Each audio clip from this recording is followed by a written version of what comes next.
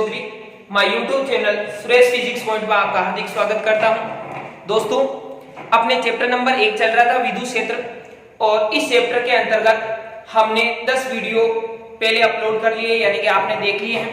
आज हम बात करेंगे 11वें वीडियो के अंतर्गत विद्युत क्षेत्र की तीव्रता और किसी बिंदुवत या बिंदु आवेश के कारण किसी बिंदु पर विद्युत क्षेत्र की तीव्रता की हम चर्चा करेंगे। उसका व्यंजक कैसे निकालते हैं, इन सारी चीजों की हम बात करेंगे।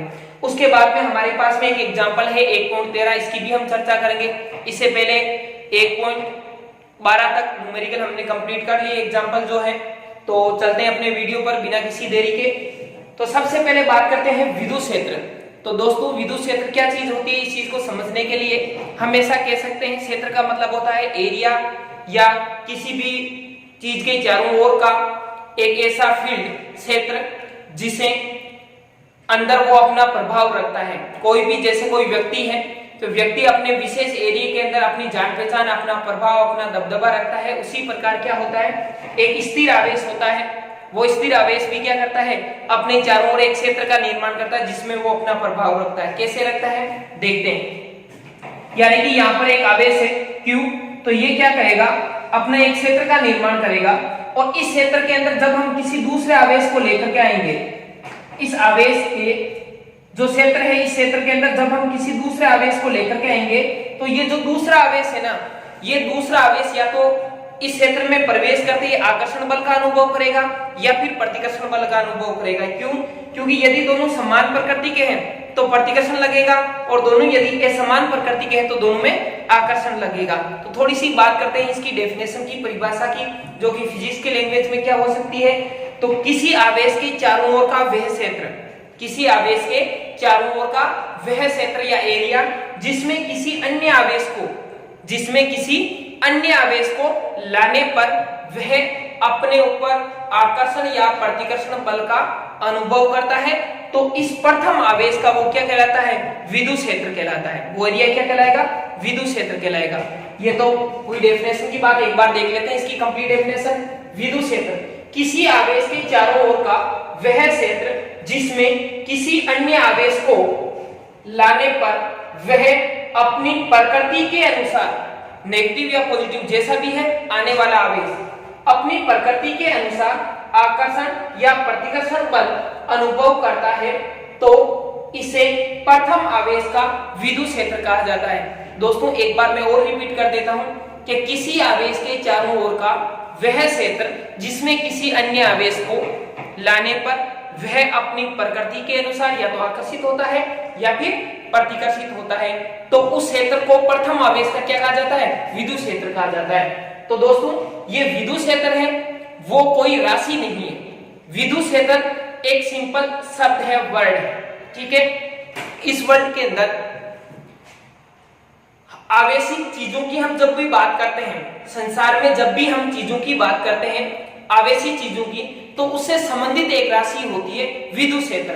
और उस विद्युत क्षेत्र को हम ज्यादातर लैंग्वेज के अंदर विद्युत क्षेत्र की तीव्रता और विद्युत क्षेत्र को दोनों को सेम ही मानते हैं, जबकि इनकी दोनों की परिभाषा अलग अलग है, दोनों का थोड़ा सा सिस्टम अलग है। पर हम आम तौर पर इन दोनों शब्दों को एक ही जगह यूज करते हैं या एक ही चीज हम मान करके चलते हैं। तो नेक्स्ट पॉइंट की बात करते हैं, विद्युत क्षेत्र की तीव्रता। तो विद्युत क्षेत्र की तीव्रता में देखो दोस्तों, क्या कहता है कि किसी विद्युत क्षेत्र में, जैसे मान लो कि ये विद्युत क्षेत्र है, इस विद्युत क्षेत्र में कोई एक बिंदु है, यहां पर किसी विद्युत क्षेत्र में एकांक परीक्षण आवेश पर इस बिंदु के ऊपर मैं ये परीक्षण आवेश है, इसको लेकर के आ जाता हूं। परीक्षण आवेश का मतलब होता है टेस्ट चार्ज, यानी कि जिसको हम टेस्ट करने के लिए काम में लेते हैं कि वहां पर कोई प्रभाव है या नहीं है, वहां पर कोई आवेश है या नहीं है, वहां पर कोई विद्युत क्षेत्र है या नहीं है। ऐसा चेक करने के लिए जिस आवेश का हम उपयोग करते हैं उस आवेश को बोलते हैं परीक्षण आवेश। तो ये कहता है कि किसी विद्युत क्षेत्र में एकांक धन परीक्षण आवेश पर लगने वाला विद्युत बल उस बिंदु पर विद्युत क्षेत्र की तीव्रता कहलाता है।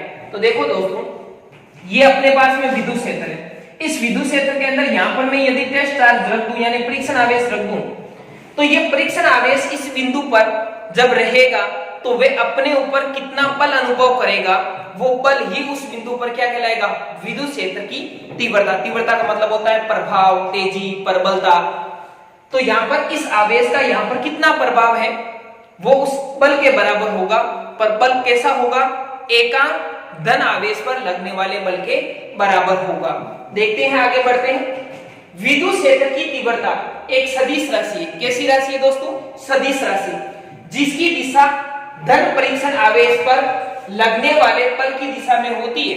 यानी कि कोई भी अपने पास में धन परीक्षण आवेश है, उसको जब हम विद्युत क्षेत्र के अंदर ले जाते हैं तो उसके ऊपर बल लगता है, और बल की जो डायरेक्शन होती है उसी डायरेक्शन पर उस जगह विद्युत क्षेत्र की दिशा होती है। बढ़ते हैं आगे। इसे ई वेक्टर द्वारा व्यक्त किया जाता है। विद्युत क्षेत्र को किससे व्यक्त करेंगे, ई वेक्टर से। आगे क्या बोलता है, माना किसी विद्युत क्षेत्र में किसी बिंदु पर Q नॉट आवेश स्थित है। माना किसी विद्युत क्षेत्र में किसी बिंदु पर Q नॉट आवेश स्थित है। जैसे इसके ऊपर रख लिया हमने, यहाँ पर बिंदु है, इस बिंदु पर हमने Q नॉट आवेश ले लिया। जिस पर लगने वाला बल F हो, तो मान लो इसके ऊपर कितना बल लग रहा है, F बल लग रहा है। तो उस बिंदु पर विद्युत क्षेत्र की तीव्रता हम कैसे पता करेंगे, E वेक्टर बराबर F वेक्टर बटा Q नॉट। देखो दोस्तों, ध्यान से समझना, हम यहां पर इस आवेश को लेकर के आते हैं, तो Q नॉट आवेश पर टोटल कितना बल लग रहा है, F बल लग रहा है। Q नॉट आवेश पर टोटल बल कितना लग रहा है, F लग रहा है। तो एकांक आवेश पर कितना बल लगेगा, F अपॉन Q नॉट। कितना बल लगेगा, F अपॉन Q नॉट। और एकांक आवेश पर लगने वाले बल को ही हम क्या बोलते हैं, विद्युत क्षेत्र की तीव्रता बोलते हैं। क्या बोलते हैं, विद्युत क्षेत्र की तीव्रता E कहते हैं।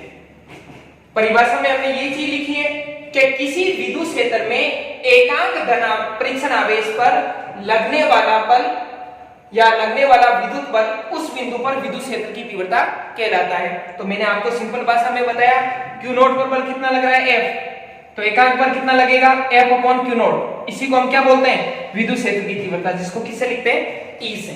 तो ये तो हो गया इसका सूत्र, विद्युत क्षेत्र का व्यंजक। बात करते हैं इसके मात्रक की। तो दोस्तों आपको पता है बल का मात्रक क्या होता है, न्यूटन, और आवेश का मात्रक क्या होता है, कूलम। आगे वाले चैप्टरों के अंदर हम इसका एक और मात्रक पढ़ेंगे, जो कि होगा वोल्ट प्रति मीटर। बात करते हैं विमा की। तो दोस्तों आपने विमा निकालना 11th के अंदर सीखा है। यदि आपको नहीं आ रही है, अभी भी विमा में प्रॉब्लम है या कुछ चीजें नहीं समझ में आ रही है, तो मैं जल्दी 11th के वीडियो अपलोड करूंगा, उस समय इस चीज को और बेटर ढंग से आप समझ लेना। तो विमा यहाँ पर होगी 11 माइनस 31। याद रखने का तरीका क्या होगा, 11 माइनस 31। क्यों, क्योंकि ये जो डिजिट है ना, M L T A, ये एक क्रम में लिखे जाते हैं, इनको इधर उधर नहीं कर सकते हैं, इनको एक क्रम में लिखा जाता है। तो पहले जो आएगा वो M, फिर L, फिर T, फिर A। तो हम याद रख सकते हैं 11 माइनस 31 किसकी विमा है, ये विद्युत क्षेत्र की तीव्रता की, या फिर केवल हम विद्युत क्षेत्र भी बोल सकते हैं। देखो दोस्तों, ये विद्युत क्षेत्र है ना, इसको आमतौर पर हम ज्यादातर विद्युत क्षेत्र शब्द ही बोलेंगे आगे। जब कभी भी हम ऐसा बोलेंगे विद्युत क्षेत्र E, तो इसका मतलब वो विद्युत क्षेत्र की तीव्रता ही होगी। अब हम थोड़ा सा आगे बढ़ते हैं। एक इंपॉर्टेंट टॉपिक अपने पास में है कि बिंदुवत आवेश के कारण विद्युत क्षेत्र। देखो दोस्तों, ये एक कई बार 2 नंबर में बोर्ड एग्जाम में पूछा गया टॉपिक है। इसका जो क्वेश्चन बनता है वो कैसे बनता है, 2 तरीके से बनता है। एक तो सीधा सिंपल दे दे कि बिंदु आवेश के कारण किसी बिंदु पर विद्युत क्षेत्र की तीव्रता का व्यंजक उत्पन्न कीजिए, ठीक है। या फिर क्वेश्चन कैसे बनता है कि किसी बिंदुवत आवेश से विद्युत क्षेत्र की तीव्रता का व्यंजक या सूत्र व्युत्पन्न करो या उत्पन्न करो या फिर प्राप्त कीजिए। तो एक तो है बिंदु आवेश और एक है बिंदुवत आवेश, दोनों चीजें एक ही है, सेम ही है। तो यहाँ पर देखो, बिंदुवत आवेश से विद्युत क्षेत्र ज्ञात करने का मतलब ये है कि अपने पास में कोई भी एक आवेश है, ये बिंदुवत आवेश हो गया। हमें यहाँ पर इस बिंदु पर देखनी है कि इसका इस पर प्रभाव कितना है, इस बिंदु पर कितना प्रभाव है। तो हम क्या करते हैं, इस Q आवेश है, यहां पर देखना है, तो यहां पर हम एक बिंदु मान लेते हैं P। क्या मानते हैं, P बिंदु। इस P बिंदु की यहां से जो दूरी मानते हैं वो कितनी मानते हैं, R। और फिर हम देखते हैं कि इस आवेश का इस P बिंदु पर कितना प्रभाव है। तो प्रभाव देखने के लिए क्या करते हैं, इस P बिंदु के ऊपर एक परीक्षण आवेश रखते हैं Q नॉट। क्या रखते हैं, परीक्षण आवेश Q नोट। फिर हम ये चेक करते हैं कि इस परीक्षण आवेश Q नोट पर कितना टोटल बल लग रहा है। क्यों? क्योंकि यहाँ पर हमने डेफिनेशन में क्या सीखा था कि एकांक धन परीक्षण आवेश पर लगने वाला विद्युत बल ही क्या होता है, विद्युत क्षेत्र की तीव्रता होता है। इस पर यदि हमने बल ज्ञात कर लिया तो हम विद्युत क्षेत्र की तीव्रता का व्यंजक भी प्राप्त कर सकते हैं। तो चलते हैं अपने टॉपिक पर। विद्युत क्षेत्र की, इधर आ जाते हैं। माना कोई आवेश Q, अपने पास में कोई एक कैपिटल Q आवेश है जिससे स्मॉल r दूरी पर एक बिंदु P है जिस पर विद्युत क्षेत्र की क्या ज्ञात करनी है, तीव्रता ज्ञात करनी है। देखो दोस्तों, जब भी हम बड़े टॉपिक की थ्योरी लिखते हैं तो वो थ्योरी हमारी कंप्लीट होती है डायग्राम के अकॉर्डिंग। तो डायग्राम में हमने यहाँ पर क्या देखा कि अपने पास में एक Q आवेश है, r दूरी पर एक बिंदु P स्थित है जिसके ऊपर हमें क्या ज्ञात करनी है, विद्युत क्षेत्र की तीव्रता ज्ञात करनी है। ये डायग्राम से यहाँ पर बनाया हुआ है। Q आवेश है, r दूरी पर एक बिंदु है यहाँ पर P, और इस P बिंदु पर हमें क्या ज्ञात करनी है, विद्युत क्षेत्र की तीव्रता ज्ञात करनी है। तो चलते हैं आगे। इस बिंदु P को, इस बिंदु P पर कोई परीक्षण आवेश, कोई परीक्षण आवेश, कोई परीक्षण आवेश Q नोट स्थित है।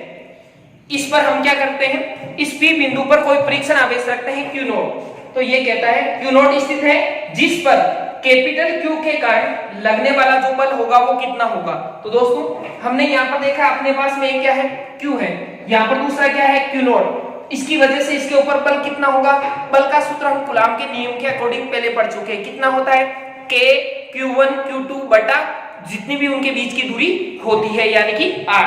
तो यहाँ से देखो अपने पास में F वेक्टर बराबर K, एक आवेश तो कौन सा है, कैपिटल Q, और दूसरा आवेश कितना है, Q नोट। तो K Q Q नोट और दोनों के बीच की दूरी कितनी है, R स्क्वायर। इसको सदिश में लिखा है तो यहाँ पर क्या आ जाएगा, R के।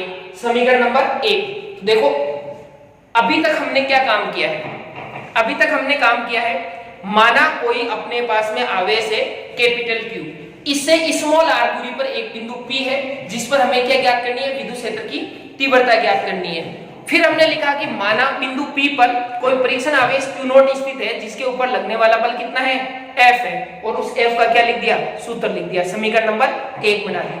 अब बढ़ते हैं आगे।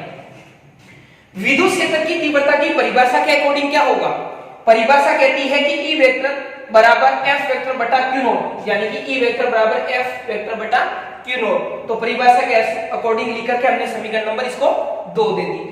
अब हम क्या करते हैं, from equation first and second. क्यों? क्योंकि हमें यहाँ पर बल की वैल्यू लिखनी है, और बल की वैल्यू कहां से लिखेंगे, समीकरण नंबर 1 से। यहां से उठाओ वैल्यू और इसकी जगह लिख दो।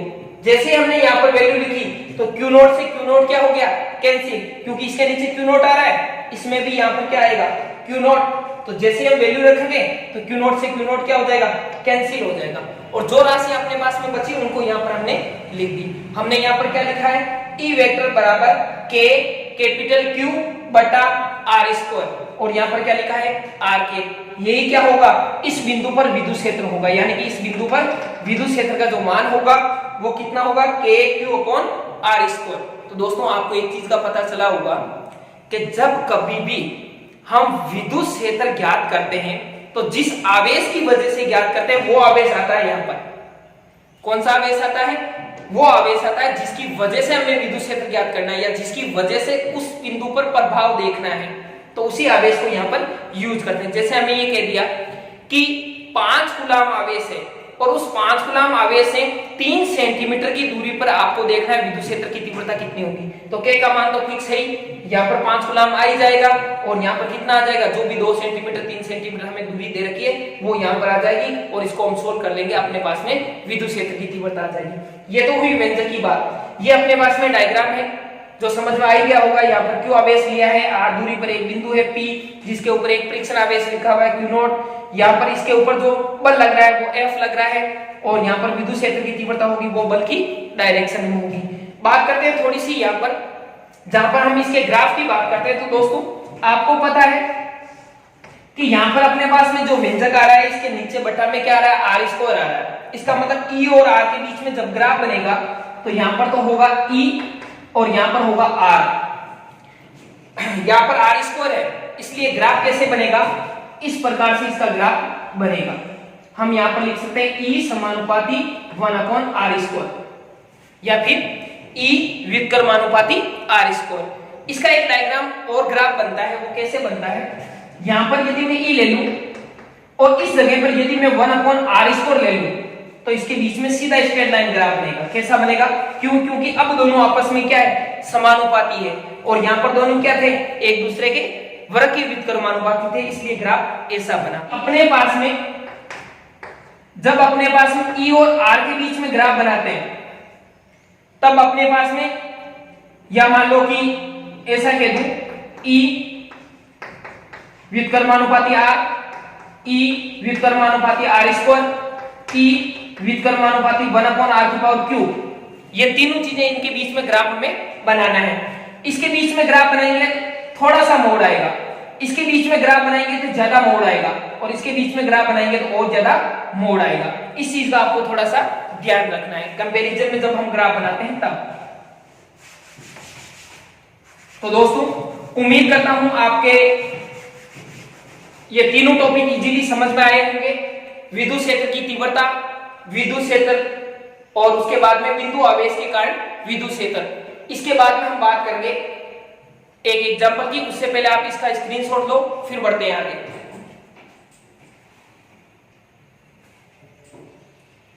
तो दोस्तों चलते हैं, अपने पास में नेक्स्ट एग्जांपल है और इस एग्जांपल की हम बात करते हैं। तो इसमें क्या बोल रहा है कि 4 माइक्रोकूलम, कितना, 4 माइक्रोकूलम के अनंत आवेश, यानी कि बहुत सारे अपने पास में 4-4 माइक्रोकूलम के आवेश हैं, एक्स अक्ष पर क्रम से 1 मीटर, 2 मीटर, 4 मीटर, 8 मीटर, फिर 16 मीटर, फिर 32 मीटर और फिर 64 मीटर, इस प्रकार की दूरियों पर वो स्थित है, रखे हैं।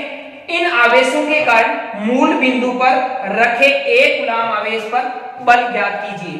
तो क्वेश्चन क्या बोलता है, क्वेश्चन हमें ये कह रहा है कि अपने पास में यहाँ पर मूल बिंदु O है, इसके ऊपर एक कूलम का आवेश रखा हुआ है, और बाकी अपने पास में जितने भी आवेश है वो एक्स एक्स डायरेक्शन के अंदर रखे हुए हैं। एक आवेश 1 मीटर की दूरी पर रखा हुआ है, एक आवेश रखा हुआ है 2 मीटर की दूरी पर, एक आवेश रखा हुआ है 4 मीटर की दूरी पर, एक आवेश रखा हुआ है 8 मीटर की दूरी पर। इस प्रकार से ये रखे हुए हैं, यानी कि डबल हो रहे हैं, 1 फिर डबल 2 फिर डबल 4 फिर डबल 8 फिर डबल 16, इस प्रकार से ये रखे हुए हैं। और यहाँ पर कह रहा है कि प्रत्येक आवेश का मान कितना है, 4 माइक्रोकूलम है। तो मैं एक काम करता हूं दोस्तों, यहाँ पर जो आवेश रखा हुआ है ना, इसको मैं दे देता हूं Q नॉट नाम। क्या दे देता हूं? Q नॉट, एक कूलम आवेश रखा हुआ मूल बिंदु पर, और बाकी सभी आवेशों को मैं QQ दे देता हूं, क्योंकि सबकी वैल्यू सेम है। तो यहाँ पर QQ दे दिया 4 माइक्रोकूलम, ये भी हो जाएगा 4 माइक्रोकूलम, और ये भी 4 माइक्रोकूलम, और ये भी अपने पास में 4 माइक्रोकूलम। ये 8 मीटर की दूरी पर, ये 4 मीटर की दूरी पर, ये 2 मीटर की दूरी पर, और ये 1 मीटर की दूरी पर, इन दूरियों पर ये रखे हुए हैं। तो दोस्तों क्वेश्चन में क्या पूछ रहा है, क्वेश्चन में कह रहा है कि ऐसे अनंत आवेश है, यानी कि इन्फिनिटी तक चल रहे हैं, अनंत तक चल रहे हैं, ये इन्फिनिटी तक, अनंत तक। तो इन सभी अनंत वाले आवेशों की वजह से इस बिंदु पर विद्युत यानी कि बल का मान कितना होगा, टोटल बल की वैल्यू हमें निकालनी है, फोर्स निकालना है। तो हमें क्या करना पड़ेगा, यहां पर एग्जांपल नंबर अपने पास में हो गया ये 1.13, और फिर इसके अंदर सॉल्व। तो दोस्तों मूल बिंदु O पर जो कुल बल होगा, या फिर ऐसा कह देता हूं कि मूल बिंदु O पर अनंत आवेशों के कारण लगने वाला कुल बल हम लिख सकते हैं F। यहां पर हमने इसको नोट दिया तो इसको भी F नोट दे सकता हूं मैं, बराबर। यहां पर अपने पास में हो जाएगा F1 वेक्टर, चलो सदिश रूप में लिख लेते हैं। यहां पर हो जाएगा F2 vector plus F3 vector plus dash dash dash dash अनंत तक ये चलते जाएंगे। F1 मैंने किसको माना है, इसकी वजह से इस पर बल, F2 इसकी वजह से इस पर, F3 इसकी वजह से, F4 इसकी वजह से, ऐसे ही अनंत तक चलता रहेगा।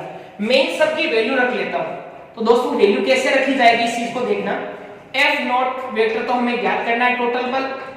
F1 की वैल्यू क्या होगी, तो F1 की वैल्यू कैसे लिखूंगा, K किस पर देखना है बल, Q नॉट पर। Q नॉट पर किसकी वजह से, उस आवेश की वजह से यानी Q की वजह से, क्योंकि सारे Q है तो Q1 Q2 Q3 देने की जरूरत नहीं है, सेम ही मान है सभी का, बटा दोनों के बीच की दूरी है उसको मैं दे देता हूं R1 की स्क्वायर। क्या दे देता हूं, R1 की स्क्वायर। अब एक बात देखो दोस्तों, यहां पर क्या है 1 कूलम, यहां पर क्या है 4 माइक्रो कूलम, तो दोस्तों ये दोनों क्या है धनावेश, दोनों क्या है धनावेश, तो इनकी वजह से इसके ऊपर लगने वाले जो बल होंगे वो इस डायरेक्शन में होगा F1, इस डायरेक्शन में होगा F2 और इस डायरेक्शन में होगा F3। इसी प्रकार जितने भी अनंत बल है वो सारे के सारे इसी डायरेक्शन में होंगे, और ये वाली जो दिशा है वो -x होती है, इस वजह से इसको -i के द्वारा दर्शाएंगे, क्योंकि यहाँ पर सदिश में लिखा है ना यहाँ पर, इस वजह से इसको -i लिख देते हैं। इसी प्रकार बढ़ते हैं आगे, नंबर 2, नंबर 2 का मतलब इस दूसरे आवेश की वजह से इसके ऊपर लगने वाला बल, तो वही सेम चीज K यहाँ पर किस पर लग रहा है, Q नॉट पर, किसकी वजह से, इस Q की वजह से, क्योंकि सारे Q ही हैं, Q की वजह से, पर दोनों के बीच की दूरी कितनी है 2 मीटर, तो यहाँ पर इसको मैं लिख लेता हूं R2 स्क्वायर, और यहाँ पर भी डायरेक्शन होगी वो -i इस डायरेक्शन होगी। ऐसे ही तीसरा आवेश की वजह से लिख लेता हूं K Q नॉट Q बटा R3 की स्क्वायर प्लस डेस अनंत तक इस प्रकार से बल लिखे जाएंगे। यहां तक समझ में आया इजीली।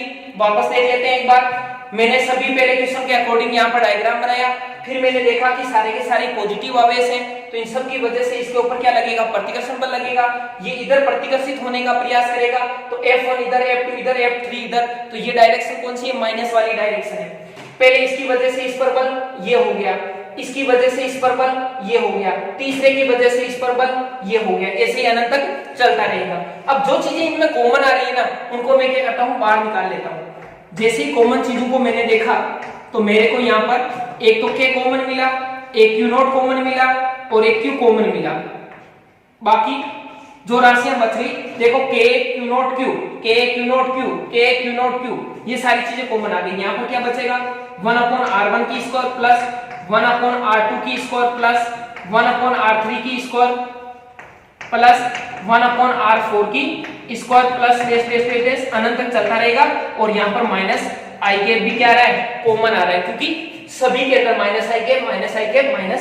है, तो ये हम क्या कर लेते हैं, यहाँ से कॉमन ले लेते हैं। अब देखो यहाँ से F नॉट वेक्टर बराबर सबकी वैल्यू रख लेते हैं, इसकी वैल्यू कितनी है 9 × 10 की घात 9, Q नॉट की वैल्यू कितनी है 1, Q की वैल्यू कितनी है 4 × 10 की घात -6, क्योंकि माइक्रो कूलम है ना, इस वजह से यहाँ पर 10 की घात -6। फिर यहाँ पर देखो R1 की वैल्यू कितनी है 1 मीटर, तो यहाँ पर आएगा 1/1, और 1 की स्क्वायर लिखेंगे तो भी क्या होगा 1 ही होगा। चलो मैं एक बार स्क्वायर के रूप में लिख देता हूँ, प्लस फिर यहाँ से देखें R2 की वैल्यू यानी दूसरे आवेश की दूरी यहाँ से यहाँ तक कितनी होगी 2 मीटर, तो यहाँ पर 1/2 प्लस ऐसी तीसरे आवेश की दूरी यहाँ से कितनी है 4 मीटर, तो ये हो जाएगी 1/4 प्लस ऐसी 1 अगली दूरी कितनी होगी 8 प्लस डेस इंफिनिटी, तो ये चलता रहेगा यहाँ पर -i। तो दोस्तों यहाँ तक चीज समझ में आई, हमने किया क्या, R की वैल्यू पुटअप कर दी, जो चीजें कॉमन थी उनको कॉमन ले ली, जो कॉमन मान अपने पास में था उनको सबको लिख दिया, ऐड कर दिया। अब यहाँ से क्या होगा F नॉट वेक्टर बराबर इनकी जो डिजिट है उनको तो गुणा कर लेते हैं, बाकी जो घातांक है उनका भी हम काम कर लेते हैं। 9 × 1 9 और 4 यानी कि 36, 9 चौक 36, 36 × 1 36, यहाँ पर 10 की घात 9, यहाँ पर 10 की घात -6 इंटू 10 की घात 3 बचेगी, वो किसकी बचेगी प्लस की बचेगी।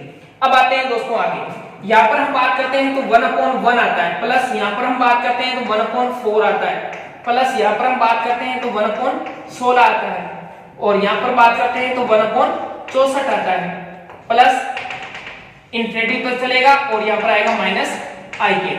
तो दोस्तों यहाँ तक बात समझ में आई, 1 4 16 64, ये जो अपने पास में चीज है इनको कैसे जोड़ेंगे जबकि ये सीरीज कहां तक चल रही है, इंफिनिटी यानी अनंत तक चल रही है। जब ये सीरीज अपने पास में अनंत तक चल रही है तो इसको जोड़ने का जो तरीका होता है उसको समझ लेते हैं। दोस्तों आपने दो श्रेणियों का नाम सुना होगा, जिसमें आपने देखा होगा समांतर श्रेणी और गुणोत्तर श्रेणी। इन चीजों का नाम सुना है। एक होती है हरांतर श्रेणी।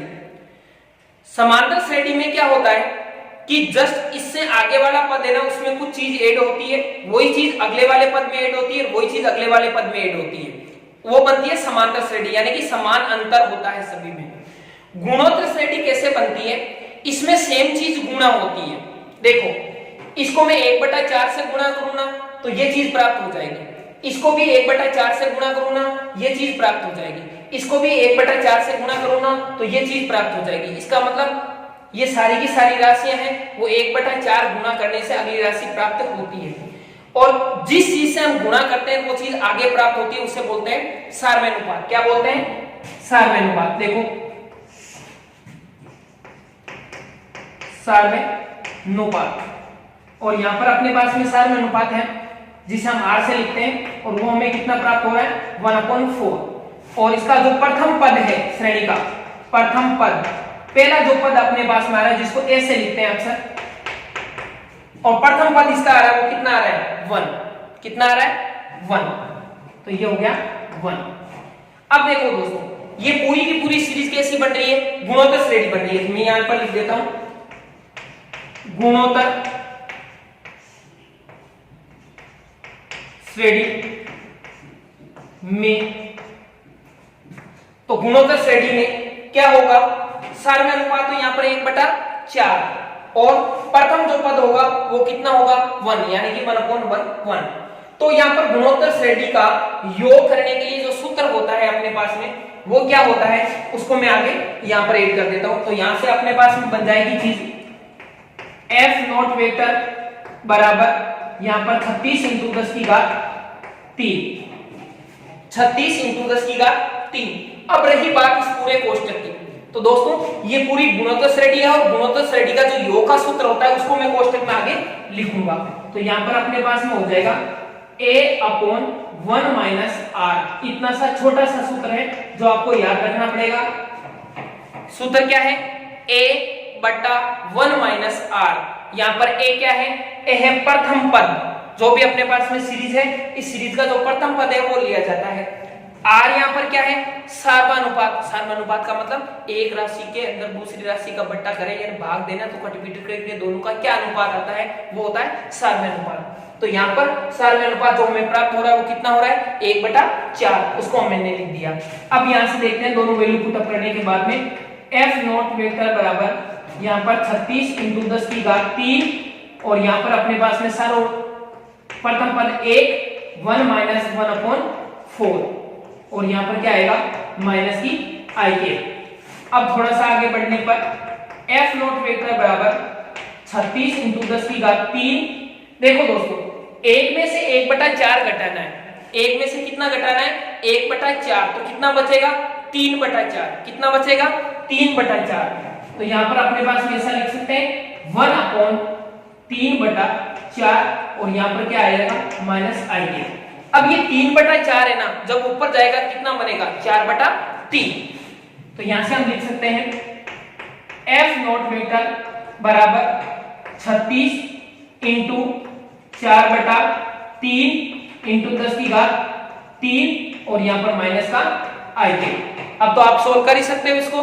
तो दोस्तों कुल मिलाकर के अपने पास में इस एग्जांपल में जो समझने वाली चीज है वो ये है कि पहले तो सभी के द्वारा लगने वाले पद को सिंपल भाषा में ऐड कर दो।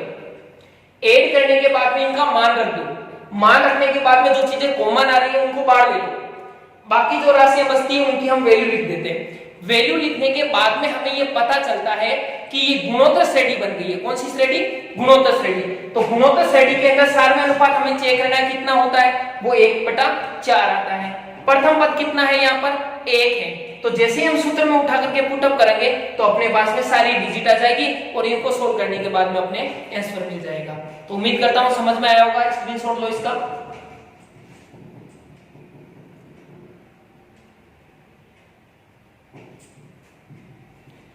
तो दोस्तों कैसे लग रहे हैं आपको न्यूमेरिकल्स या एग्जांपल्स जो है, इन पर आपको विशेष फोकस रखना है, ध्यान से एक एक चीज को समझना है। थैंक यू, जय हिंद।